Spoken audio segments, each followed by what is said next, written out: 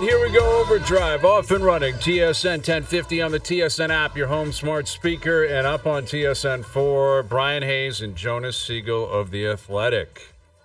Jonas, you must be so proud of yourself and your boy Juan Soto. We haven't met.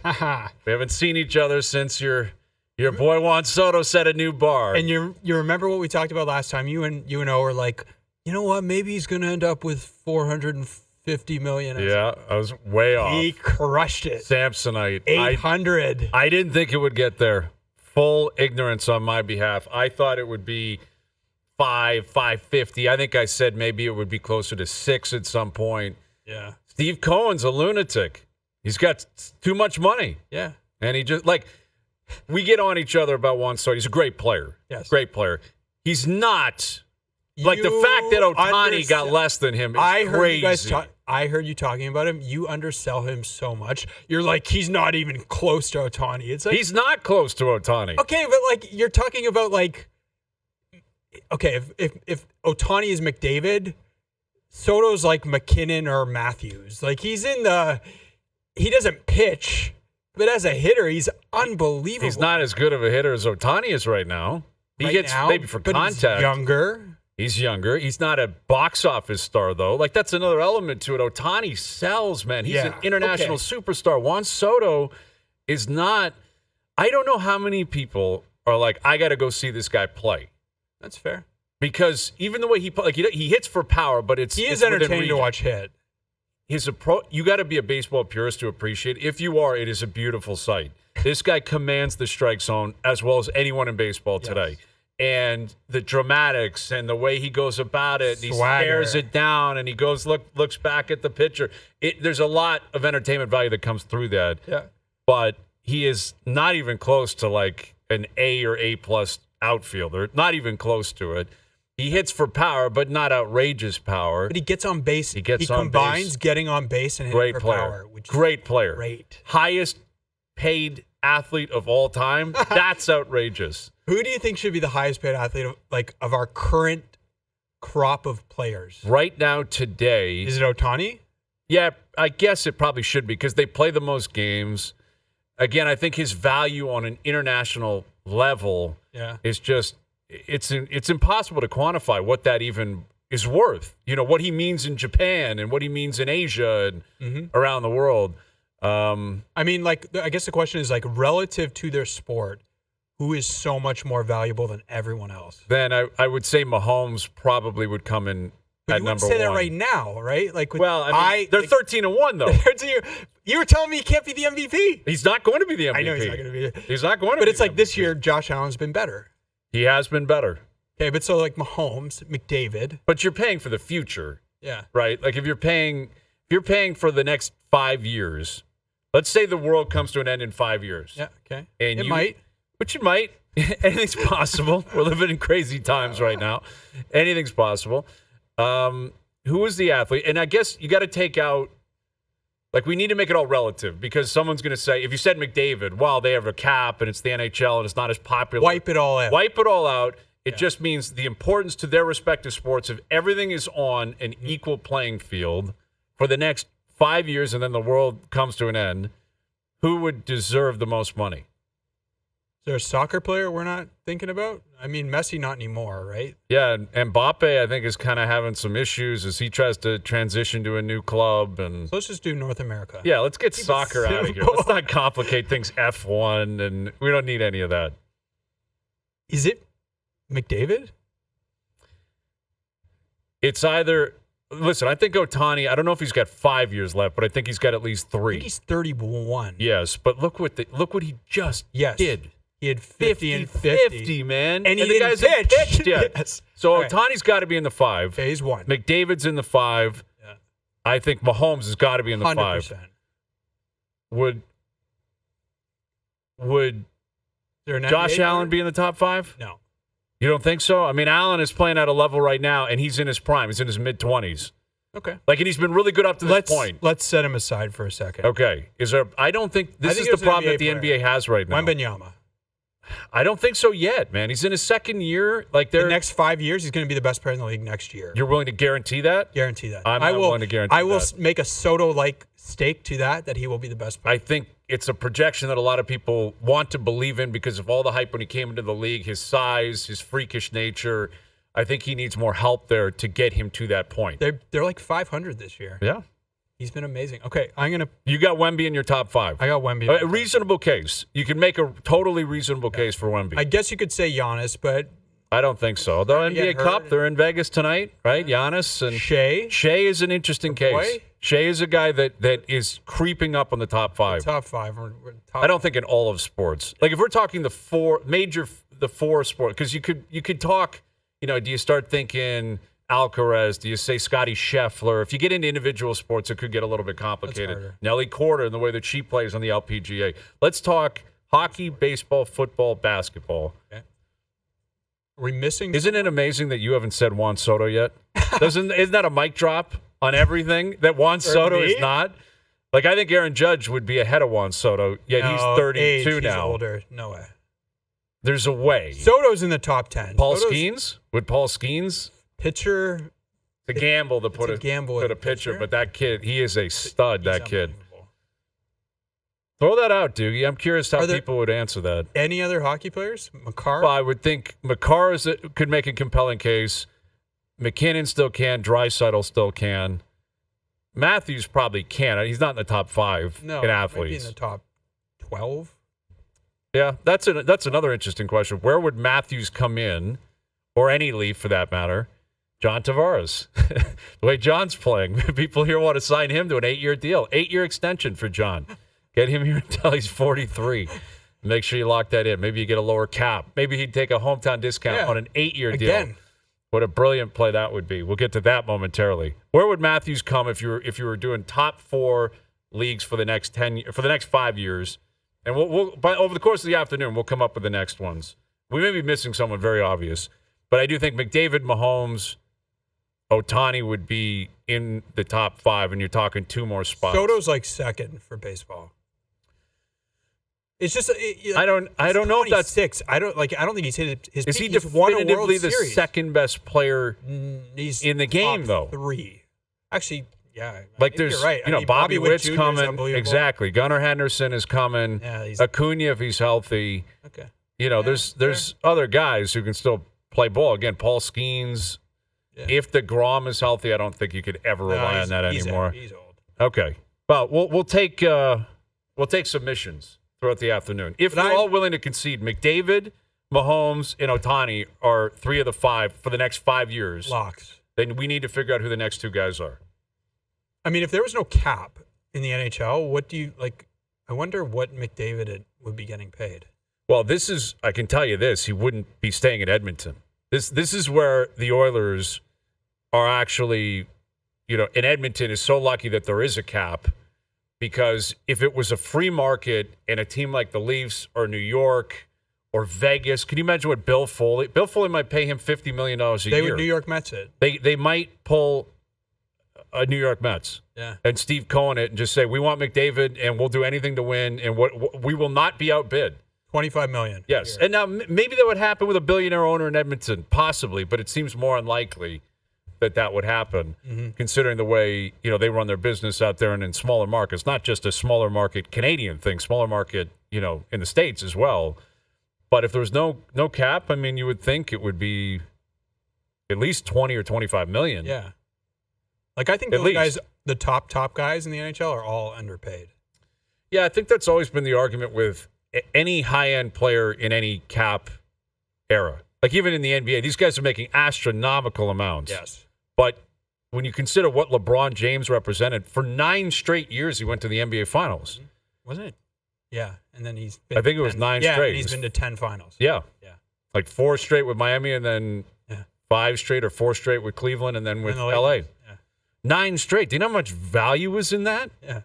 You get a guy that guarantees you NBA Finals revenue. That's worth $100 and something million a year, I would think. And he was probably underpaid. So we'll never know, because they're never going to go the opposite way.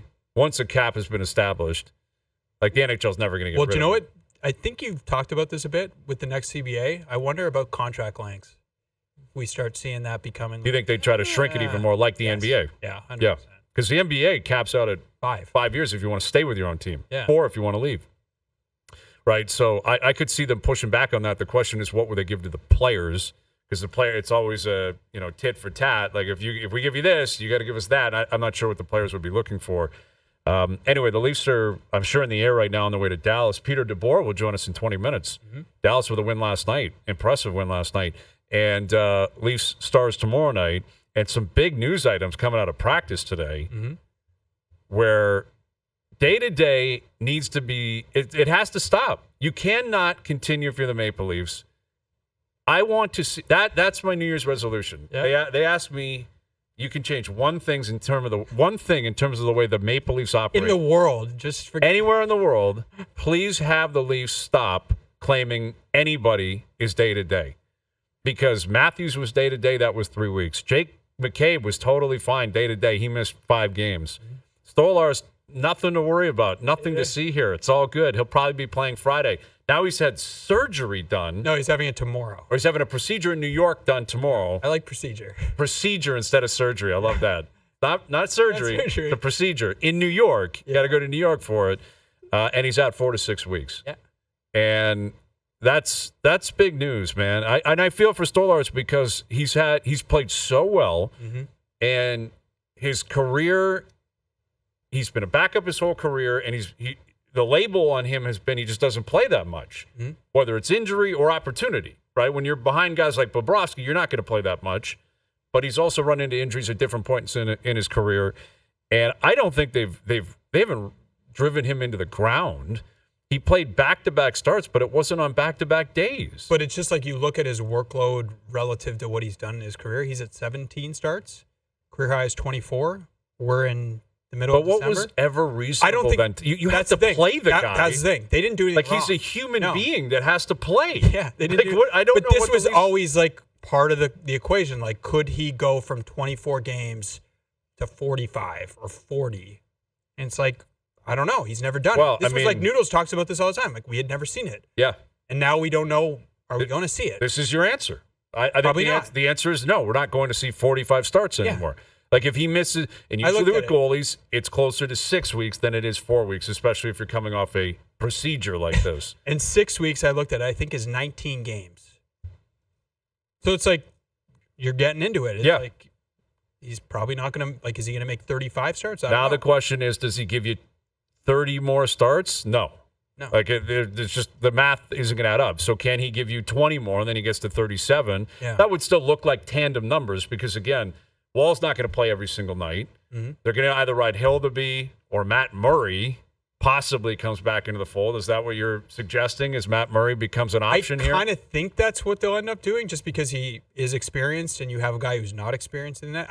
Does that matter? I don't know. I don't think Hildeby didn't exactly inspire confidence the other night, and he is what he is at this point. But what is Matt Murray at this point? Well, that's the thing. He just came back from an injury himself. He has played a lot of games in the last year and a half. He missed all of last year, basically. That's it, man. I don't. I think the big question out of this is what does Woll do? Because now you're going to be playing a lot more.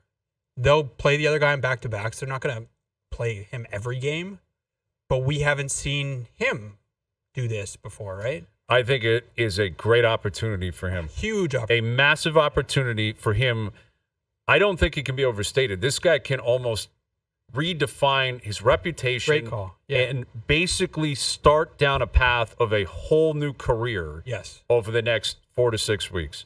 You stay healthy, you stay in every game, and you play well, Stolarz can just be bled back in. And that would be, honestly, that would be ideal. Where he just becomes the backup. He plays every few games, and he's reliable, he's good, you're not overstressing him, and Woll's your guy. Remember, they've already committed to him next year. They did not deal. Right? They didn't have to do that. They clearly believe he can be something. He can be their, I don't know, Jeremy Swayman or whoever you want to compare him to. Mm-hmm. This is it. This is your time. Prove it. It's such a great opportunity for him. And he's played well this year. He's played outstanding. You look at his numbers. I mean, Joe from the Bridge just flashed him up. 11 starts, does not make a season. Mm-hmm. But if you extrapolate that over the course of the year, it's a really good season. Mm-hmm. And again, I think they'll be – now you have to be careful with him because you don't have the other guy. Wait, didn't we have a conversation about this a couple weeks ago? We did when they were both healthy. Yeah. And they were both healthy. And the idea – listen, I do think it's somewhat of an absurd conversation to have about a 24-year-old. Like I believe he's 20. Is he 26 now? Okay, still 26. Yeah, prime of your life, prime of your career. The idea that there needs to be bubble wrap involved in the conversation is deserved because of his history. He's had injury problems his whole career, his whole life, like dating back to college and even before that. But Woll has started 11 games. He's got a .918 save percentage. He's 8-4. Those are really good numbers. Sure. And again, it is absurd the idea that you'd have to possibly tread lightly, but now they don't have an option. Like the conversation we were having a couple of weeks ago was under the guise of they're both healthy. Maybe Woll wants to put his hands up and say, because you'd like to believe he's dying for this opportunity. Mm-hmm. I don't know of any goalie ever that dreams of being a tandem when they get to the NHL. Yeah. Still a great life. I just want to play 50 games. Just give me 45. Yeah, it's great. Just give me 45. Pay me like a tandem. We'll get to the playoffs and flip a coin on who plays, and kumbaya, everyone's going to be happy. Nobody thinks that way. No. And I'd like to believe, in fact, I'm willing to say I know Joseph Woll doesn't think that way. So here's your opportunity. Go out there and seize it and play. But to your point, they got a back-to-back this weekend. They're at Buffalo and then home against the Islanders. He's not playing both those games. Then they got an afternoon game on Monday. So it hits you almost immediately. Yet you got Dallas tomorrow night he's going to play, and Dallas is a really good team. Mm-hmm. The afternoon game on Monday is against Winnipeg. Yeah, he's playing that. Got to play that game. Big game. Then you got a break. Yeah. But then it's go time after that. And it's crazy again after that. Yeah. Like if Stolarz misses 19, does Woll play 14, 13? I think you look at it and you basically say everything that is not a back-to-back, you're playing. But you gotta be careful. Like you can't afford him getting hurt now too. I hear you. And I'm not saying they would necessarily do that. I think they might look it over and say, we'll sneak in an extra day off here. He's probably not going to practice a lot. Like, there's different things. They had a third goalie at practice today. They do that a lot. They'll try to save him, right? Save him some time. But they could, I didn't like the decision to extend him when they didn't have to extend him because I just didn't see any need for it. Mm-hmm. But it could end up benefiting them if he plays really well in this stretch and, he just does exactly what you're talking about. He becomes, the guy. There's no questions. He's a number one. He plays well. If he's at 3.6 next year and for 2 more years after that, and he is that. Oh, it's a steal. Great. That's what they're hoping for. That's what they're betting on. And you're right. This is the chance to start proving it. Yeah. This is when you got to step up now for your team because your team needs you. They're not in a bind because they banked all these points. They haven't been playing their best hockey. Nope. But they're still in a very good position. They're sitting atop their division, even with Florida winning last night. Not that far off from the top of the East. Absolutely. They have legitimate visions of winning the conference. They should. Absolutely. It's a big difference. If you look at who you would play right now, I believe they play Tampa, which would be fun. Tampa's rolling right now. Mm-hmm. And I think if you win the conference, they would play Ottawa. That's exactly what would happen if it started tonight. It's a little different. Ottawa's obviously got some interesting talent, but it's not Tampa. Yeah. It's not like you're No, nemesis, you would right? want you got to be careful with these comments, but you would want Ottawa, clearly. Right. Yes. And that is a significant difference. Mm-hmm. When this is a team that needs every possible edge they can get. Theoretically. But we have seen, one thing we've seen with this team over the years, just when you look at it and you're like, man, how are they going to survive this? Oh, then they rip off, what was it? The 9 games without Matthews is just they're just fine. Yeah. Last year, Martin Jones was playing back-to-back games. Right. There was 2 years before that where all their defensemen were hurt. Mark Giordano was their number 1 defenseman. And they just win every game. They had a great run. That was in November. And they played really well. It was Giordano and Hall, I think, that were the top pair of defensemen. And I think it was Hollowell and who was the other really small? Mete. Yes. This was their third pair. It's how are they surviving this? And they were not just surviving. They were winning a lot. Yeah, they've created that culture to their credit. And I think a lot of that is their best players are generally in the lineup for those. Yes. You might take Matthews out, but the other guys are there. Or Marner will miss a game or two, but the other guys are around, and they prop everything up. Mm-hmm. And I think Matthews had that approach to it today. Obviously bummed for Stolarz, which he should be. He's had a great run. He's playing the best hockey of his career. The town has really responded to him, and now he gets injured again. Now he's got to rehab and go through this. But Matthews' approach was, this is just the way pro sports works. Guys go down, you got to keep plugging, man. Berube is going to have that attitude. Like, you can't, what are you going to do? Lick your wounds? You got to keep playing. Yeah, and they still have obviously. And Joseph Woll still a really good goalie. Yeah. Who's playing well. Yeah, and they obviously still have a very good team. Stolarz excluded. Yeah. I'm really curious to see what this looks like with Matthews, Nylander, Marner. Do you think that'll get through the whole game tomorrow night? That is a great question. Over under 1.5 periods. My gut tells me under. Yeah. My gut tells me under. Yet, why, they're and I don't even know if it's, my gut would say under, not because of the three of them, because of the other line. Oh, yeah. My gut tells me Nick Robertson gets pushed out of the plate tomorrow night, using him as an example, and they say, we got to move this around. Mm-hmm. Like, that line's not going to work anymore. Or Nyes and Tavares and Pacioretty look too slow tomorrow night for whatever reason, and they decide we got to get some legs on there. We got to get Willie an extra shift. But it is interesting that because they finished the game the other night with the three of them playing together, and then at practice today they had Nylander with Matthews and Marner, Nyes with Tavares and Pacioretty, McMahon, Domi, Robertson, which was a great line the other night, and David Kampf is back. Yeah. So has he been activated and he's like ready to play, or I don't know if he's been activated because they sent Fraser Minten down. He's going to play tomorrow. Yeah. Yeah. So Minten's down, and Kampf, whenever he's officially activated, will return and play. Mm-hmm. And he steps right back in, which is interesting because it's him, Lorentz, and Reeves stays in on the fourth line. So Duer's out. He skated as a defenseman today. Yeah. Yeah.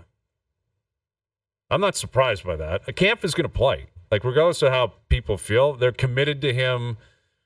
He's a veteran on this team. I think they feel like he can bring enough to the table as a smart player in the fourth line to get on and get off. But it's that third line that you talked about. Like, they need those guys to do, they're not going to be that every game like they were the other night, but they need them to approximate that more often than they have, where it's like maybe they're not scoring every night, but there's energy. Like, you can feel them in the game. Like, that, to me, like Craig Berube was talking about it after the game, it wasn't just that Domi scored and created a goal. It's like he was in it. Like, he was engaged, I think is the word he used. He has to look that way. Yeah. We talked about it yesterday. They're committed to him. They're committed to him. Oh, listen, he needed that game. I said it multiple times yesterday. It was ridiculous how long he had gone without a point. Forget scoring a goal. Yeah. He was not contributing anything for weeks. And he had to step up, and he found a way to do that the other night. So, and with that, again, Kampf returning, Fraser Minten returns to the Marlies, which was going to be the move. They took him out of the lineup. Once they did that, that was a precursor to them sending him back down. He's exempt from waivers. He'll be back. He'll play again for this team, I would bet, this year. Yeah, I'll bet he plays again. I don't know how much of a role he'll play, but I think this is a smart play. Like, let him go down to the Marlies, play there for a couple of months if you can avoid it. Like, you might have to call him up due to injuries or whatever, but let him go down there, let him season for a full year, post-deadline, see where you're at. I could see him coming up come playoff time and possibly starting as like a depth player, but getting into the lineup and looking good, making an impact, and sticking around. Well, I guess it depends what they end up doing at the trade deadline. It's funny, like, talking about the trade deadline, it's December, but it's like, you got to start thinking about it. If they get another center, that will change the dynamic. But yeah, like he was fine. Like, I like this game. Like, he's not even played in the AHL. He's played 5 AHL games. For him to come in and kind of look okay, pretty good. Yeah. Let him go down there again, season, play well. He'll be the man with the Marlies. They'll run everything through him, I would think, and we'll see what his future is this year with the Leafs. But I think he's a big part of their plans in the future, and I think he should be. He's played himself into that role. All right, Peter DeBoer will join us. There's a lot going on in the NHL, a lot that came out of the games last night. Crazy game, Edmonton, Florida. Demko played really well. Vancouver wins. Capo Caco's speaking out on him being a healthy scratch the other night for the Rangers. And the Sabres and Habs are playing tonight at the Bell Center to see who will be last place in the East. Whoever loses tonight, if they lose in reg, that's it. You're in dead last. Who do you think needs to win more? Buffalo by a mile? Buffalo. Yeah. Like, you've gone 10 straight without a win.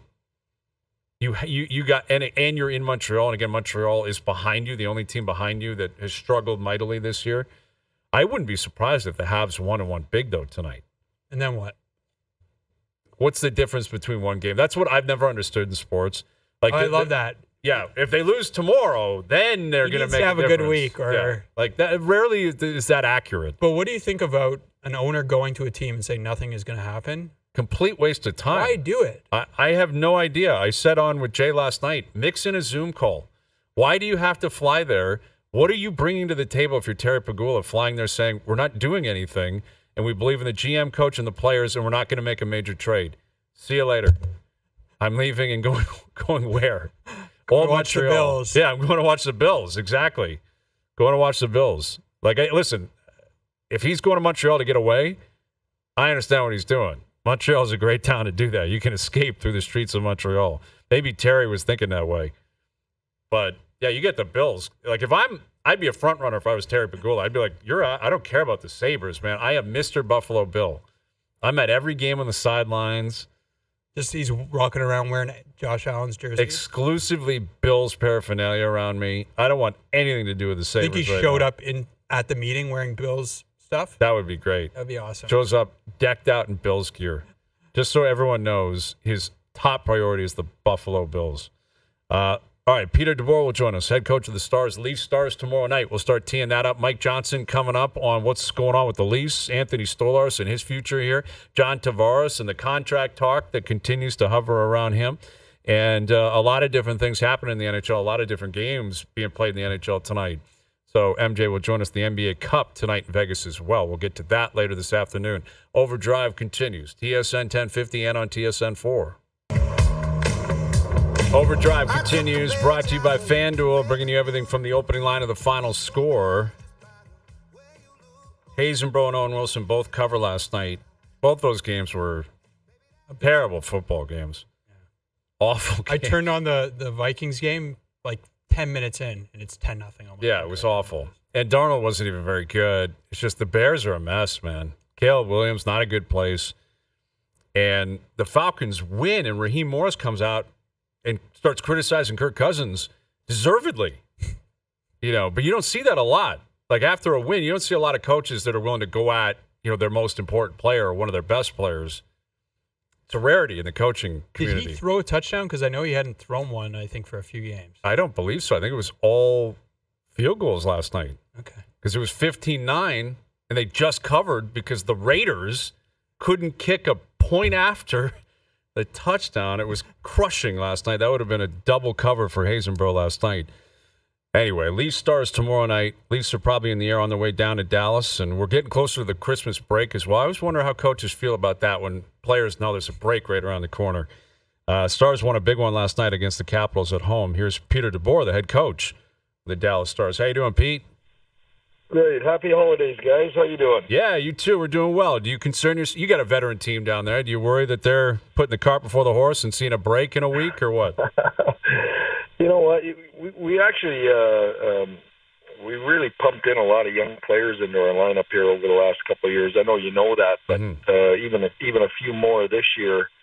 Wyatt Johnson feels like a veteran. He's 21 years old because he's already played for 2 years. This is his third season, but we put in Bork and Back and Bischel, three young rookies that all have spent some time in the American League or up in the lineup every night. So we've got a nice mix of veterans and young guys, and I'm not worried about the veteran guys. They've been there, done that, and they know what works and what doesn't this time of year.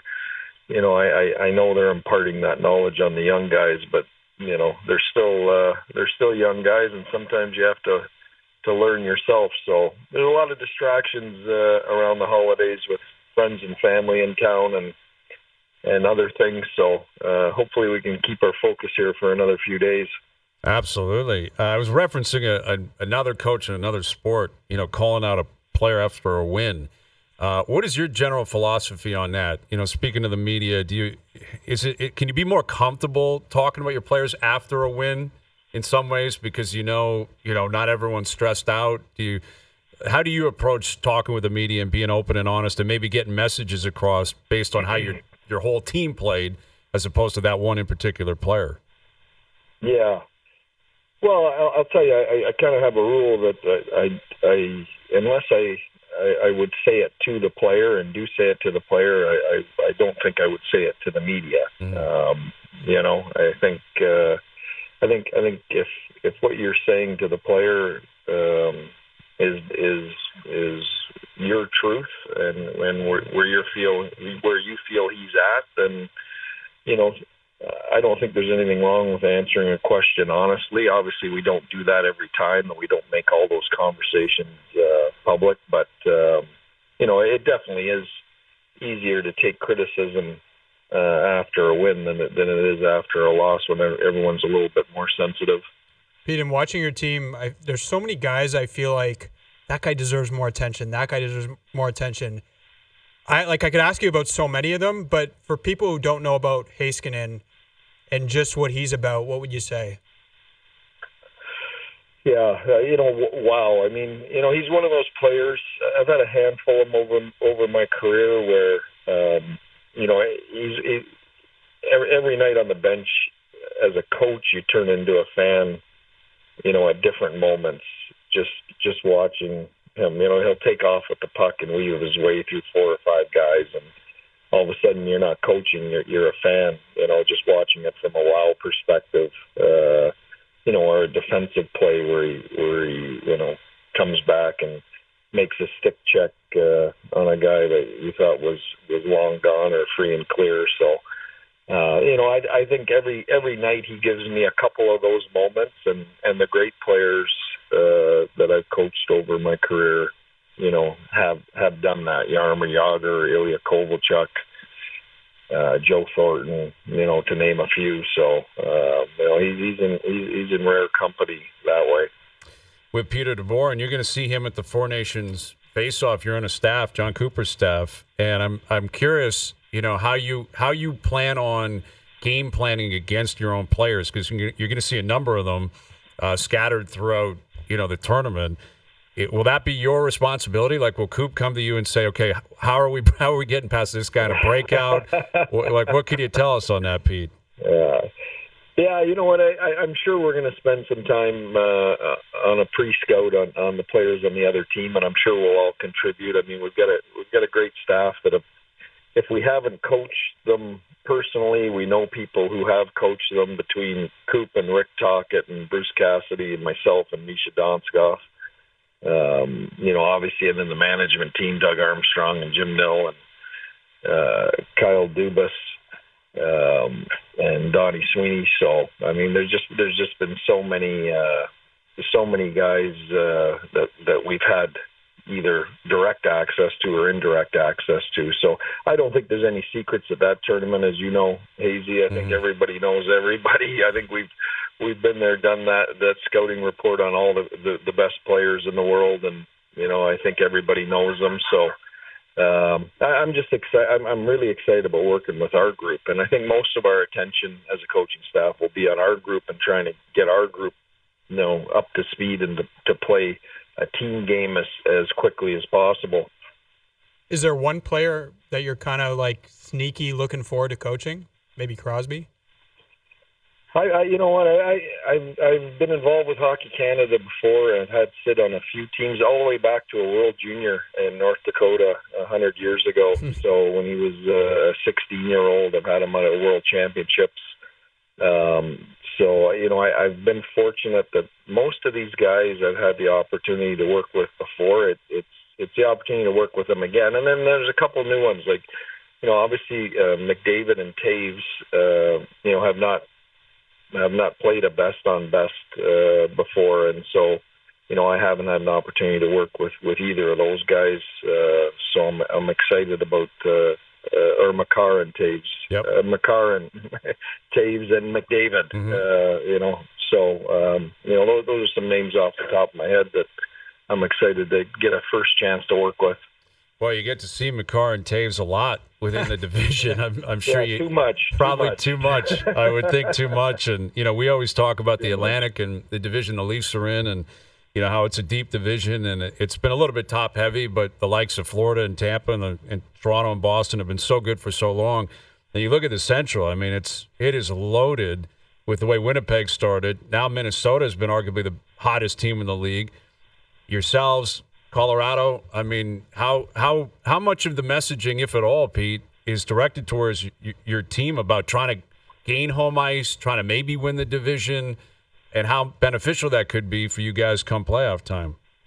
Yeah, it's a great point. And you're not even including, Nashville, who everyone predicted preseason was going to be a contender with what they did, and Utah, who's really, I think, playing some very good hockey. So, you know what? Honestly, we finished second to the Rangers last year for the President's Trophy. The Rangers won it.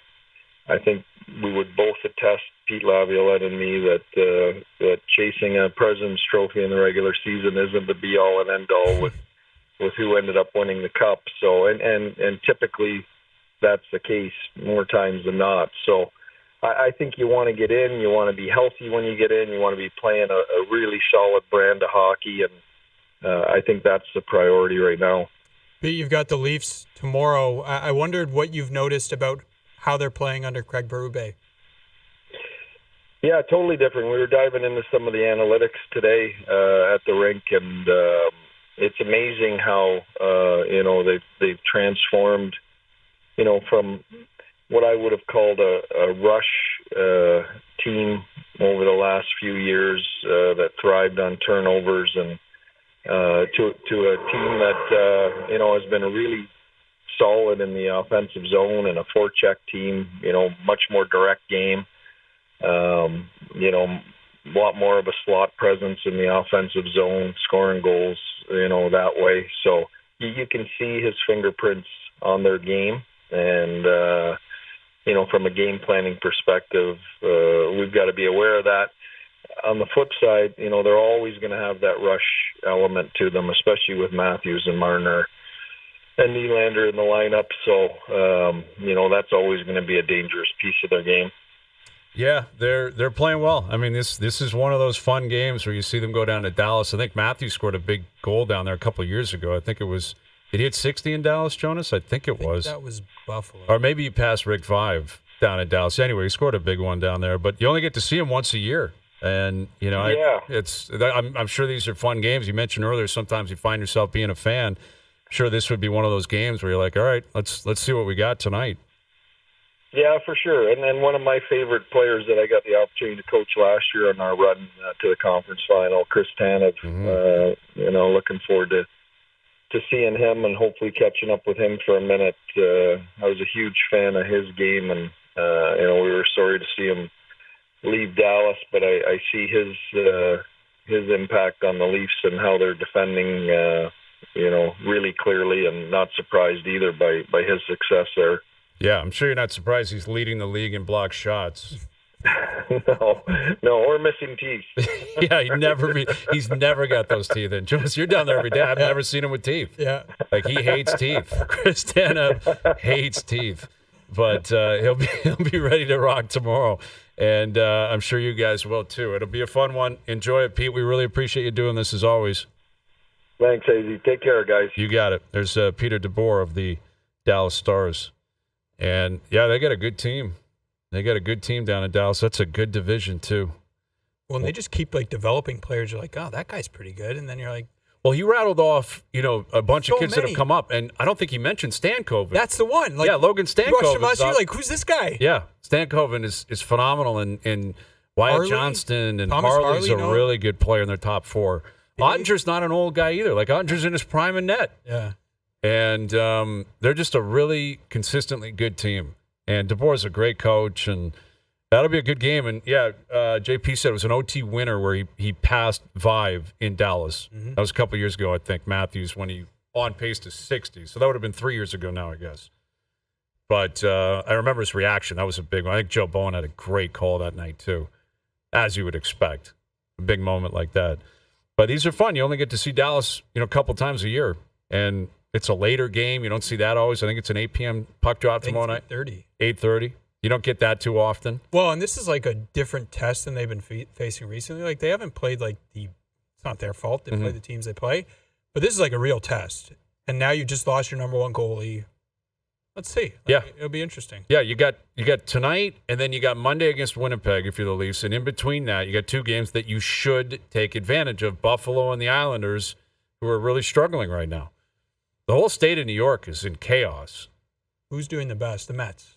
Yes. They're not playing, though. The Knicks are doing the best. Yeah. Knicks are in the race in the East. Nets are actually better than people They thought. are. Like, Jordy Fernandez is doing a really good job down there. Devils are a good one. They're not technically in the state, though. They're Jersey. You're right. That is not New York. Buffalo, the Bills are doing the best. Okay. What am I talking The New York about? rankings? Yes. If we did the state of New York rankings, the Sabres would be last. Yeah. The Bills would be first. I really can't believe they haven't made the playoffs in that long.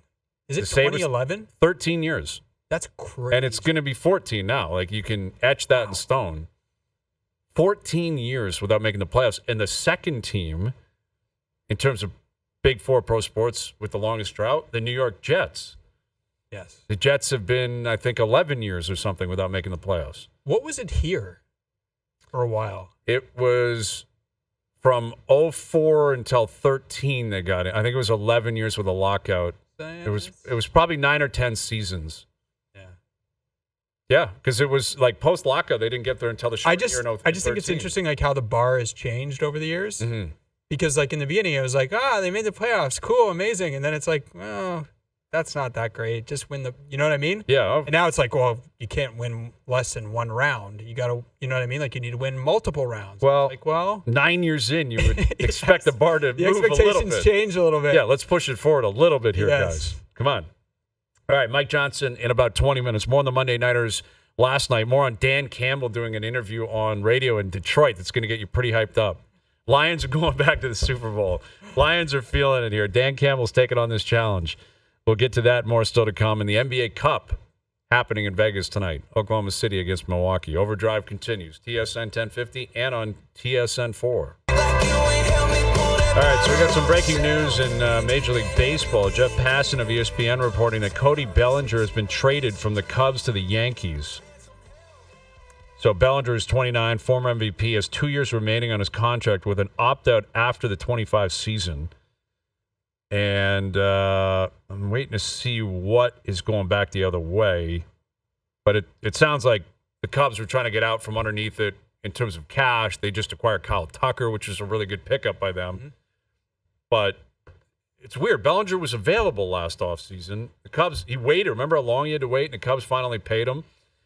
And he's had an up-and-down career. Like, when he broke in with the Dodgers, I thought that guy was just going to be Mr. Dodger forever. Well, he had that one incredible year. Remember when him MVP? and Yelich were going back-to-back for MVP? But head-to-head? Now you look what the Yankees have done. You know, they've freed. They picked up a premium closer. Now they bring in Bellinger. Are you getting a little deja vu for the Jays? Or it's like, oh, my God. Well, it's just been very quiet for the Jays. Yeah. There's still a lot of guys available. Yep. They're going to sign players. It's just a matter of whether or not they sign impact players. Yes. Yeah. Right/impact. Yeah. Because they're going to fill out the roster. But it's like you went back to last offseason and it was like, Justin Turner? Yeah. Like and they're letting Matt Chapman go and then that's it? That's what it is? That's what is concerning is it was Turner, Kiner Falefa, Kiermaier, who had no market. And at the end of his career. And that was about it. You know, like they've signed Garcia. They brought him back, someone they know. Fine. He adds to their bullpen. Cool.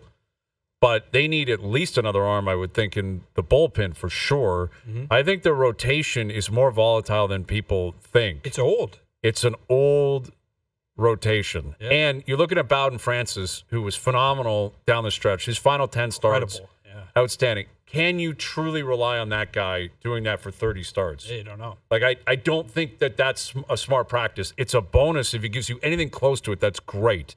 You have to get to camp just to see what he's got and see if he can replicate that. Was it just a flash in the pan, or was it more than that? I don't know. Well, and the league will adjust, right? Yeah, and it's not like he doesn't have A-plus stuff. Mm-hmm. He just was pitching phenomenally well, and I mean phenomenally well. Yeah, he was unbelievable.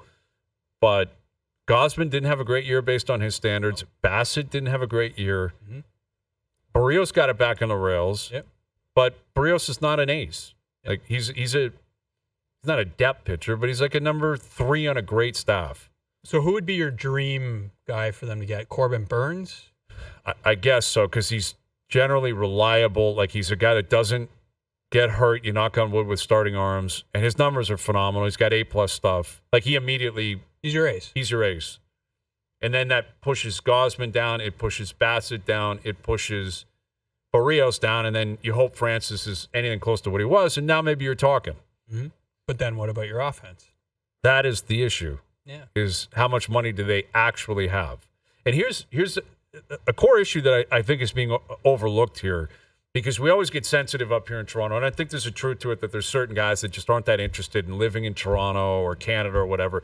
That's just a reality of our scenario. It's no different than other small markets. Players aren't dying to go to the Pirates or go to the Reds or go to the Rays. Like, that's just the way it is. If you're not New York, if you're not LA, maybe Miami, maybe Houston, maybe Boston, maybe Chicago. Like, if you're not in that group, San Francisco maybe, you're battling with different variables. But I think one thing that needs to be stated here is they're not that good. Yes. Like, they were awful last year. Mm-hmm. So what is your pitch to a guy who wants to win? What are you pitching?